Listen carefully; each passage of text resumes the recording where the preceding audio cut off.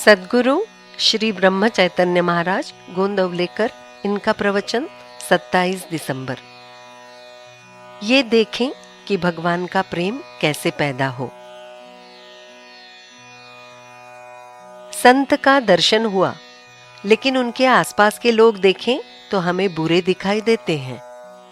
हम अस्पताल देखने के लिए गए तो वहां हमें हट्टे कट्टे लोग कैसे दिखाई देंगे। ऐसा सोचना क्या गलत नहीं है कि हमारी गृहस्थी की अड़चन संत दूर करें। उसे हटाने के लिए किसी और के पास जाएं, संत के पास नहीं। वैसे बीमारी अच्छी हो जाए इसलिए भी राम राम कहें, तब भी वो व्यर्थ नहीं जाता, ये अलग बात है। सत्पुरुषों के हम पर बहुत उपकार हैं, क्योंकि उन्होंने बीमारी का निदान ढूंढ निकाला है। हमें हर बात चाहिए, अर्थात लोभ की बीमारी हुई है। जहां ये चाहिए वो नहीं चाहिए कि हवस निर्माण हुई, वहां निश्चय ही संतोष नहीं होता। हमारे भजन पूजन का क्या हेतु होगा, वो समझकर करें तो काम होगा। आजकल भगवान चाहिए की इच्छा रखने वाले लोग बहुत थोड़े हैं, और जो भगवान की इच्छा रखते हैं उन्हें वास्तव में भगवान के लिए ही भगवान चाहिए ऐसी भावना नहीं होती। वो तो उन्हें गृहस्थी के लिए चाहते हैं। उसे निश्चय ही संतोष प्राप्त होगा जिसे भगवान के लिए ही भगवान चाहिए। उसे किसी भी प्रकार की शर्त नहीं लगती। उसे आयु की मर्यादा, विद्या, बुद्धि, पैसे, किसी की भी शर्त नहीं होती। केवल लगन या तड़पन की आवश्यकता होती है। सचमुच परमार्थ अनुमान से जानने की बात नहीं है। हम केवल बोलते हैं, कृति नहीं करते, इसलिए हमें ऐसा लगता है कि परमार्थ हमारे बस की बात नहीं है। न करने वाला काफी बहाने बनाता है। अर्जुन को भगवान ने युद्ध में सम्मिलित होने के लिए कहा। अर्जुन जब बहाने बनाने लगा तब भगवान को दुख हुआ।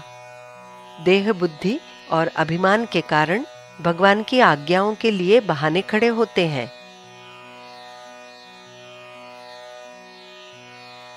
हमें व्यवहार में बहाने बनाने की आदत हो गई है। प्रयाग में बेटी बीमार हुई तो मनुष्य तुरंत वहां जाता है, और काशी जाना हो तो कहता है कि अभी संयोग नहीं आया है। भगवान की आज्ञा हो तब बहाने बनाना बड़ा पाप है। किसी साहूकार से यदि कहें कि तुम अपनी सब जायदाद दे डालो, तो शायद वो सब दे भी देगा, लेकिन ये सब मैंने दिया है इसकी विस्मृति नहीं होगी। जो देने को कहता है वही दाता होता है, ये वो भूल जाता है। व्यापारी को व्यापार के ही स्वप्न दिखाई देते हैं। उसी प्रकार हम जिसका सहवास करते हैं उसी से प्रेम होता है। ये देखें कि भगवान के प्रति प्रेम कैसे पैदा हो। सहवास, निश्चय या आत्मविस्मरण के कारण भगवान से प्रेम होता है। बहुत दिन तक किसी मकान में रहने से उस मकान के बारे में प्रेम उत्पन्न होता ही है ना। मुंबई में रहने वालों को मुंबई पसंद आती है, इसका कारण है सहवास। गांजे का पहला कश लगाते समय उल्टी होती है, फिर भी आदत से उससे प्रेम हो जाता है। नापसंद या अप्रिय पति के साथ यदि विवाह हुआ तो भी लड़की निश्चय से उससे प्रेम करना सीखती है, यानी प्रेम निश्चय से आता है।